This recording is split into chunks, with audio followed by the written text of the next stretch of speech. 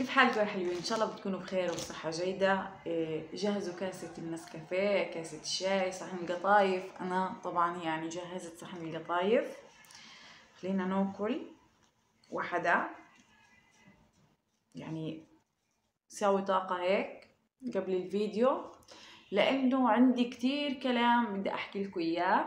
فما تنسوش تعملوا لايك وسبسكرايب من اول الفيديو على اساس انه اكمل في سلسلة الفيديوهات اللي على اليوتيوب. اكلت قطايف وتقلت بصراحة. المهم هلقيتها بلش احكي لكم قصتي.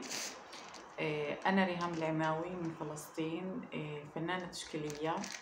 بلشت ارسم من عمري يمكن 7 سنوات، كنت كتير صغيرة. وما خلينا نحكي نبلش في مرحلة الابتدائية. يعني انه انا حكيت لكم انه انا كنت سكان الجنوب من فلسطين. مرحلة الابتدائية يعني كانت حلوة. مرحلة الابتدائية بلشت ارسم من صف اول ابتدائي تقريبا. في مواقف يعني معلقة في راسي مستحيل اني انساها. يعني في شغلات انا متذكراها قبل ما افوت الروضة. المهم عدت مرحلة الابتدائية ومرحلة الإعدادية. في مرحلة الإعدادية كان في مس اسمها سلوى الصوالحي، فهي كانت مسكاني المرسم اللي كان في مدرسة دال. أنا بوجه لها كل الشكر، كل التقدير، كل الحب والاحترام، لأنه هذه المس عن جد من المدرسات الكفؤ، المدرسات اللي عندها حب وعندها انتماء كبير للمجال أو للمادة اللي هي بدرسها. فكنت انا بتمنى ان اكون زي هاي المس. يعني كنت حابه الشخصيه اللي هي عايشاها. كنت حابه فكره انه هي بتطلع كل فتره وفتره على مصر، بتدرس ماستر تقريبا في مصر كانت، وتشترك في معارض دوليه، وهي انسانه عظيمه بمعنى الكلمه. المهم خلصنا مرحلة الإعدادية، نيجي لمرحلة الثانوية. في مرحلة الثانوية كان في مخيم صيفي، وأنا قدمت مع مؤسسة اسمها شارك، ففزت مع مؤسسة شارك ودعموني في معرض تقريبا $500. وكان لإلي المعرض الأول في جمعية الأمل للصم. وعدت آخر هلقيت خلصنا مرحلة الثانوية العامة وفتت جامعة. قررت اني ادرس فنون، ادرس المجال اللي انا بحبه. طبعا الدائرة الاولى كانت مشجعاني كتير على هذا المجال، وفتت جامعة، ولكن درست في محافظة غير المحافظة اللي انا كنت ادرس فيها، يعني اللي انا عايشة فيها. انا سكان رفح، فدرست في غزة. وكان لأول مرة انه انا اطلع من المحافظة اللي انا ساكنة فيها لحالي. فبلشت حياة جديدة. بلشت انه انا بتعرف على ناس لأول مرة اشوفهم من بيئات مختلفة. يعني عالم تاني بالنسبة لي. وبنفس الوقت انه كانت المرحلة هذه كتير حلوة بس كتير صعبة.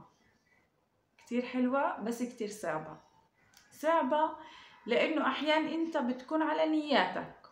كل انسان بيكون طالع من بيئة مختلفة. انا البيئة اللي انا طلعت منها بيئة النشأة تاعتي، انه انا يعني اللي منيح في وجهه منيح، والعاطل اذا ما حكيتش في وجهه عاطل خلص بتجنبه يعني. وبعدين انا بعرفش اجري ورا مصلحتي.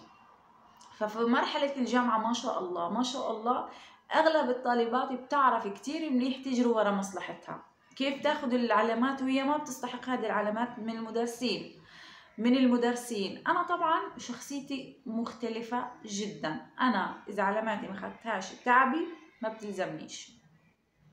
فالمهم اخذت في مشروع التخرج في الجامعة 90، وعدت هذه المرحلة.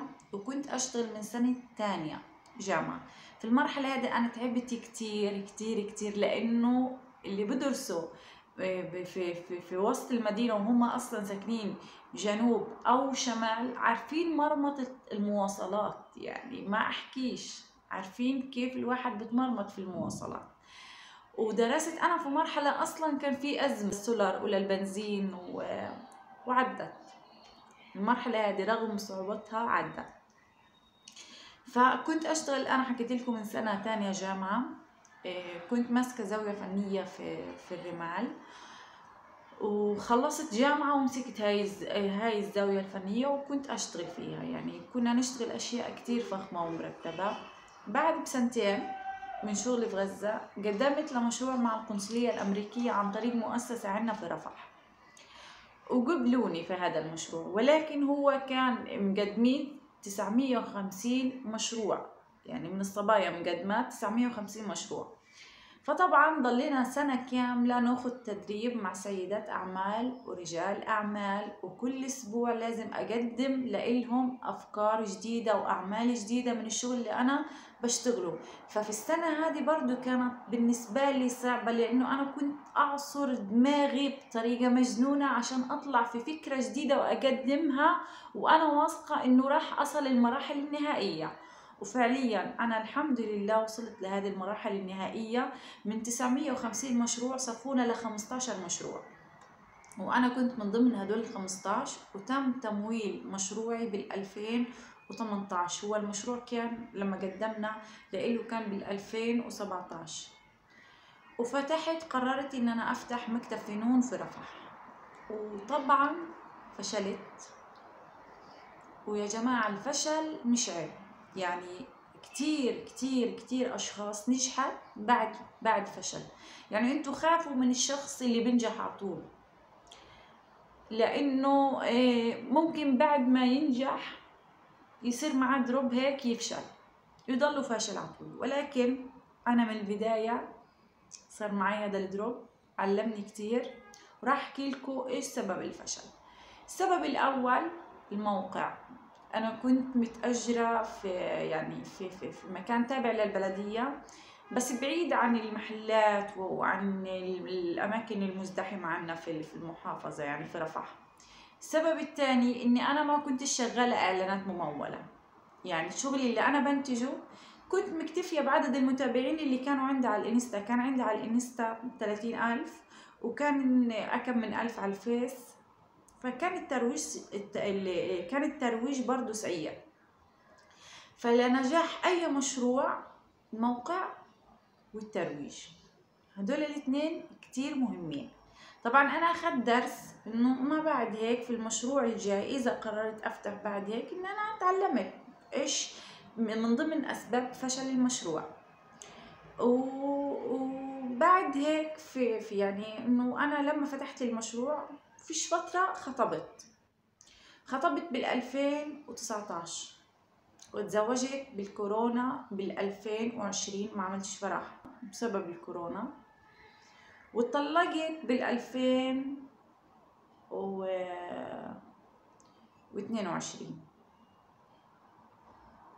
يعني بال 2022.